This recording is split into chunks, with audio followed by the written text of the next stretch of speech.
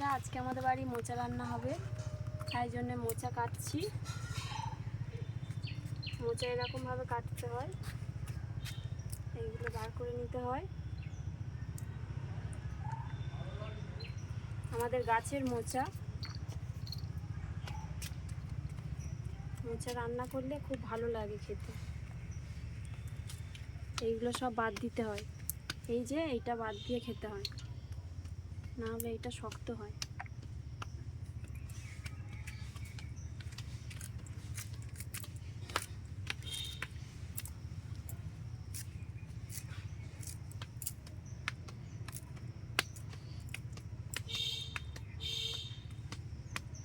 দেখো, তোমরা যখন কাটবে এইগুলোও বাদ দেবে, এগুলো বাদ দিয়ে খেতে হবে। এই দুটো জিনিস বাদ দিয়ে খেতে হবে। একটা তো এখনটা পড়লো। ওই এইটা না, পড়লো।